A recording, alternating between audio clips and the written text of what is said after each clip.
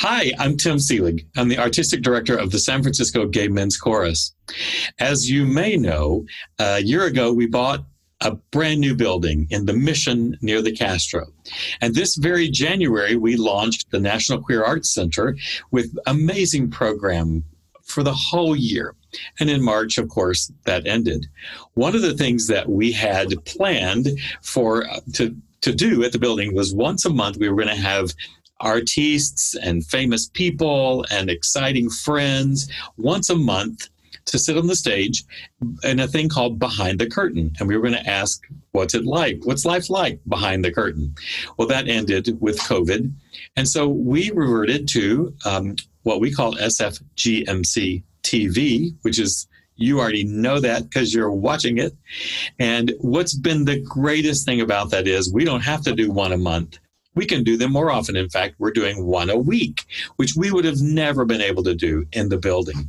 So today, we're thrilled to have two of our greatest friends and men of whom we are huge fans, and that is Jake Heggie and Curt Branom. There they are. I know. And they're adorable, sitting on a piano bench, just like they were however many years ago when they met. Every day. This is how we wake up every morning. Every day. Let's sing something, Ricky. Honey, meet me at your operas. Meet me at the piano bench. Like, right. Oh, it's so romantic. I know something good's about to happen. So, Jake and Curt have been friends of the chorus for a very, very long time and have performed with us and composed for us. Jake is considered one of, if not the most prominent opera composer, American opera composer of today, and has had his operas sung all over the world, premiered several here in San Francisco to enormous acclaim from his, I guess what you would call your breakout hit of Dead Man Walking, yes. All the way up to Moby Dick, which absolutely wiped everyone out. Curt, you may not recognize as having been a normal person. You're seeing a normal person, and when I tell you, if you don't know already, what he's done for a living for a couple of decades plus, is as one of the lead characters, if not the lead character, of Beach Blanket Babylon. And oh boy, we'll talk about a few of your favorite people, but most famous through all the years as King Louis. And, we want you to hang in there with Ruth Bader Ginsberg. Yes. Yes. So, staying alive. That was the song. So much. Yeah, so much fodder there. And then, so let's start with each of you tell us what you're doing during COVID. You want to start? Wow, surviving. Yeah. I mean, it's been so odd because I've worked for 30 years and never been unemployed. And all of a sudden I'm unemployed and trying to recreate myself. And it's been quite a journey, but a good one. I mean, I know there's going to be good things that come out of this. And projects are starting to emerge. But I've also done a lot of inner work and a lot of revamping what my goals are. The great thing about this moment to me was that we all had a chance to take a breath and see what our lives are worth and see what our relationships are like and to see what we want to do with the rest of our lives. That's one thing. I've been on a treadmill forever. So to have this moment in time when I could just jump off the treadmill was fascinating. Now I'm ready to get back on the treadmill. Yeah, come on, treadmill. So, I've had enough of that. Yeah, but it's been fascinating to me. So I've been working creatively with some Beach Blanket people because we're not going to let that die. No, for the viewing audience that doesn't know, Beach Blanket Babylon closed its doors at the end of December. And ended how long? 45 years. Well, they went for 45 years. 45 years. But you didn't sing for 45 years. 25, almost 25. Which 25. So, that was going to be the one of the largest or largest adjustments for you is that your 25-year job ended. And then I know you were really busy and had already lined things up. And then COVID. Right. Yeah, it's a double whammy. Jake, it's your turn. What's happened to your opera career? I know that how many operas are you writing right this minute? Right now, just one. Okay. Which is nice, because there was a period where I was doing like 3 at a time. Yes. Insanity. Yeah. But I've actually had some really cool projects this year, and then I had time. I didn't have a bunch of new productions coming up. So actually the pandemic happened at a very good time for me, career-wise, not a good time in anyone's life, but I did have a lot of time in front of me because I have an opera to write. Susan Graham just said yes to being in 3 Decembers, my opera, my neighbor opera. That Opera San Jose is going to produce and film for streaming. And wonderful. So lots of good stuff going on. I will say the first 2 months of the pandemic, I was writing like a demon because I didn't have any distractions. Suddenly I wasn't traveling. I wasn't, on the go. But then reality hit, and June and July, I wrote virtually nothing because I just was dealing with feeling unmotivated, really distracted by the world. All the terrible political events, all the horrible murder of George Floyd and Ahmaud Arbery and all of these other things, and getting involved and distracted by all of that, and getting to that place where you feel like, does anything that I'm doing really matter? I think we've all had that moment. Then we went on a trip up the coast, and I had this just emotional shift where I realized I was waiting for the other shoe to drop every day, and I was trying to fix everything every day. I mean, it's in our nature. You as a conductor and the head of a company, you as a performer, an entrepreneur now, creating, me as a composer and pianist, we try to make everything right, make it work, put all the pieces together for other people. And you can't do it all. And I think making that emotional shift, all of a sudden I relaxed out of the authority seat and I started writing music again. And so it's much better now, but that was a couple of months. Did you have that? Oh my God, yes. I love I stepped out of the authority seat. Oh man, because yes, we are controlling people. We have these people and lots of things. And although being a composer is an introvert activity, you were not just doing that. You were all over literally the world and teaching and doing workshops and always trying to write. And, we look back now and we were counting busy points as we grew our career. Like, how busy can I be? How many busy points can I get? And if I sit still, I missed a busy point. Right. I'm just racking them up. And all of a sudden the green stamp book from our childhood, the stamp went away. There's no other, you can't earn any more stamps. There's nothing to do that earns you a stamp. And I think like the question of how are you doing now means a lot more to me than it ever did. When people asked me how I was doing before, I would, like you, Tim, think of what's coming up, what I'm doing, what I'm doing professionally, not think of me personally at all. Or my friends, really, how are you really doing? And I think people are so much more honest now about that. Yeah. At least it falls on me in a completely different way. Yeah. I agree. Speaking of family, great segue. Hi, do you all have a son? We do. Grayson. He's a great kid. Yeah, he's almost 25. What? Yeah, he's actually working. He got a job with Salesforce. Right before this all went down. He started in January. And he's loving it. He's killing it, actually. Yeah. He works for the nonprofit part of Salesforce. And he's sort of the entry-level person that is opening the door for possibility. And who knew he was really, really good at that? And he's been working from home. He has a great girlfriend. They've been together for 4 years.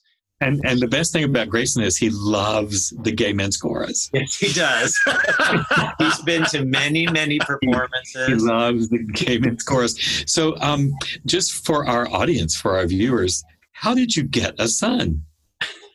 Oh, it was with a good friend of mine. This was back in like 1993, 94. She had gotten a divorce and she wanted to have a child.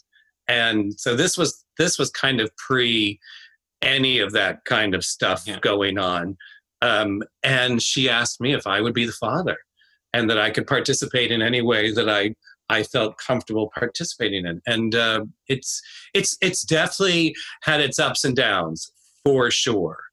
Co-parenting is not the easiest thing to do. Like a friend of mine said, you're having a baby and you're divorced. It's so it was kind of odd, and we thought at moments we thought Grayson would really suffer for it, but I think he's learned to navigate this world via a gay mom, a gay dad, a straight mom, and then another gay dad, bonus dad. A really great bonus dad. I met Grayson when he was 3 years old, just before he turned 4. And so he doesn't really remember a time when I haven't been in his life. And we have a different kind of relationship outside of mom and dad. So that has been really wonderful. And it's been so many great family trips growing up and going to school. And because Curt worked at night at Beach Blanket, he could be the schoolroom parent. Because Leslie, his mom, who did a wonderful job raising him, she had a day job. So it worked out really, really well. And we were all there in his life the whole way through. Yeah. We were very, very lucky. In fact, one of the reasons I was really drawn to Curt, aside from those beautiful blue eyes and his gorgeous face and everything, that one, was he told me pretty quickly he had a 3-year-old son, and I was very impressed with that. When I moved here to take this job, Dennis Coleman, the artistic director of Seattle, said, you have to meet Jake Heggie. You have to meet Jake Heggie. Of all the people in San Francisco, you have to meet Jake Heggie. So we set up lunch. It was lovely. And we got to lunch and Jake goes, I know you already. And I'm like, that's nice. Okay, why? And he goes, well, actually, I played the synthesizer for the Gay Men's Chorus of Los Angeles in Dallas with your choir in 1992. So we met in 1992. And no, he does not look old enough to have even been there, much less. And it was in Jake's early music career, and he was just playing the synthesizer for them. And I just thought, oh my gosh, I can't believe it. And and a great experience. It's amazing experience. Yeah, it was more transformative for me than I think I even told you then, because I was still dealing with a lot of shame and hiding and everything. And that tour, going to Dallas and to Denver, where we all went, I had never been around so many gay men, who were proudly out and dealing with it, and I had been pretty hidden, and it encouraged me to come out. And it was the gateway to moving to San Francisco and opening a new life, which I had been aching to do, but all those guys gave me incredible courage. Wow. I was in such awe of all of them. So I'm sitting here at lunch with Jake, and he's already embarrassed me because I didn't remember him from 1992. And why would you? And then I'm sure he looked like he was 14.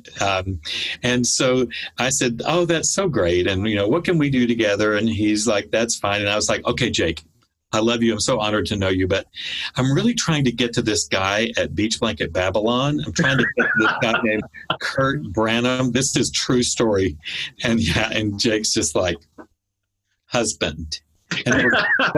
But he has a husband. It was the funniest ever. So I was using Jake as my gateway drug to Curt Branom.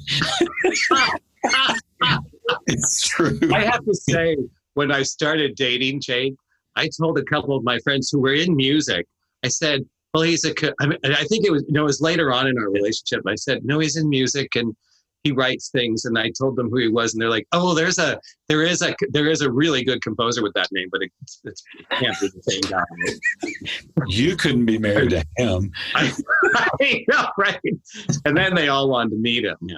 Right. Of course. So it's like, both of you are such stars in your own area that it's amazing. It's amazing that you all joined forces.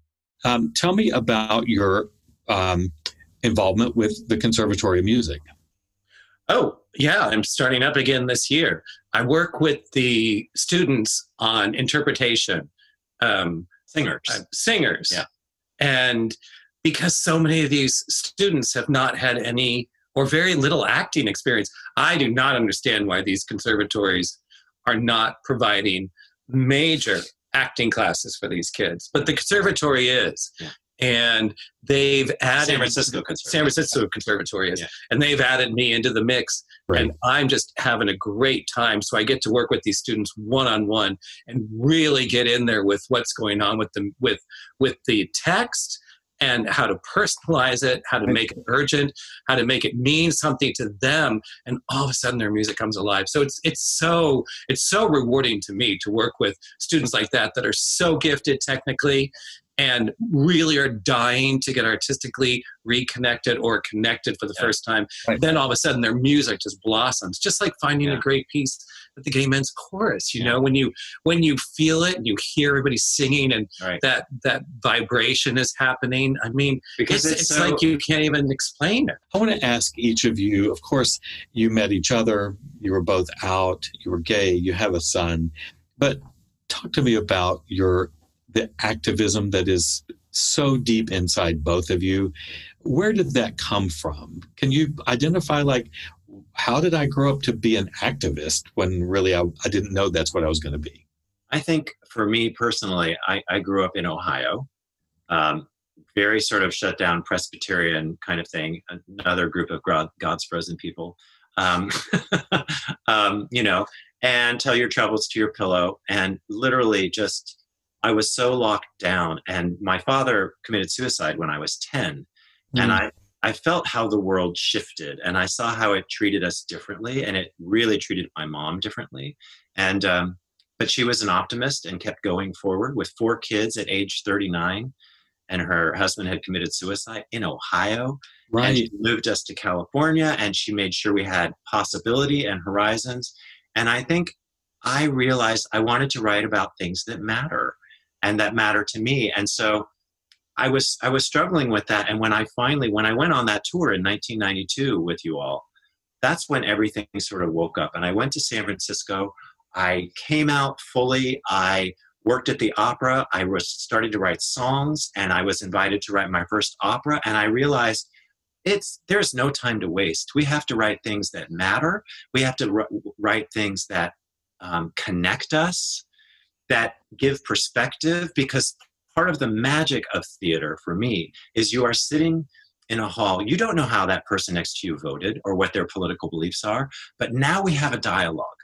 Now we have something that connects us that is bigger than any one of us. And it gives us a place to start, you know, and that matters enormously. So I look for projects that are going to open up perspective and open up dialogues. And if that's activism, that's great.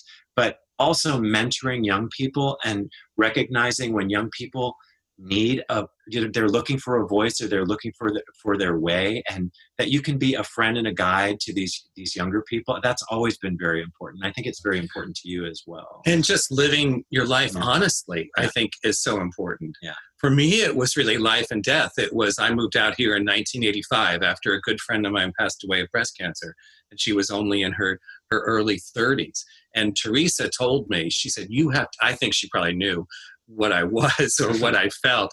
And she said, you have to live your life for yourself, not for your parents, not for a boss, not for friends, not for anybody else, but you need to live your life the way you want to live it, the way you feel good about living it. And so I moved out to San Francisco. I was living in Dallas at the time, working for Ernst & Winnie as a CPA. And then I came out here in 85, and the AIDS epidemic was kind of in full force, not exactly knowing still what it was or what was happening. And I got completely involved with the Stop AIDS project. You know, I was one of those crazy people out on the street with the clipboard, inviting people to come to my apartment and have a meeting and educate people on what we thought at the time, how AIDS was transmitted and all this kind of stuff within the community. So again, just like Jake with the life and death issues, it was really about life and death. And I saw, once we started getting through the pandemic and once I started living my life, that there was life. It wasn't about death. You know, so much of it when we were coming out was about death and fear and stigmas and trauma. Shame, absolute shame. And it's about waking up when you wake up once you get to the through reality. And then when you wake life. up, you want other people to have that opportunity to wake up too. Right. And so being silent is not an option. No. Not an option. So I want to close this by, although one of the amazing things that I've been able to talk about, actually, in other interviews, is what's it like to have lived through 2 pandemics, both of which you were waving your arms at the gays, which is what I call conducting gay men's choruses. Wow. The similarities and the differences, are amazing to remember. But what I want to say to each of you, of course, other than I love you dearly, about you being activists, I went to both of your websites. I went to the conservatory website. I looked at all of the things that are in print about you. Every single time and I'm going to cry, every time you tell your story, the bottom is, and he's married to his husband, Jake Heggie, and have a son, Grayson, or he's married to his husband, Curt Branom. There is very little that we can do that is stronger than that, because your music and your bios are all over the place, and little kids are reading that, and yours is all over the world, and people are reading, oh, Jake Heggie, oh, he wrote this, and they get to the bottom, and they go, and he is proudly out and married to a man. It is incalculable what effect that has on people, that it's just a part. This is who I am. And we've been through ages when we wouldn't put that. We just wouldn't put that. You don't have to put that. No. I've had I work with a lot of young singers, and I just, as do you, and I've had several of them come up and say, so there was a time you couldn't even imagine that I'd be able to marry my husband. I'm like, are you kidding? Like, it was not even like on about the 10 years ago. Screen. It was like never even possible. No, so I really didn't think we would get gay marriage. I really didn't. Yeah. I didn't. I still love that California, just get off your asses. I just think that was so great to hear the gay men's chorus. Yeah. Right. Yeah, exactly. So I'll say one more anecdote. And Jake played, Curt sang at my wedding, and Jake was playing beautiful music, and Curt stood up and said something lovely like, to me, it's so wonderful to know that there's still a chance for old people or older people to find love. And so this is a song that I actually sang, and people were just swooning because Curt can tell a good story, and Jake plays beautifully, and they were just swooning. And he said, this is a song we sang at our wedding, and it means so much to us. And Jake's playing, and Curt goes into San Francisco, open your golden gate, which of course really well, that song really, really well, since it closed every single beach blanket show. But oh yes, it's all I remember actually from my entire wedding. Those moments, I'm so sorry. That is the moment. It was really just fine.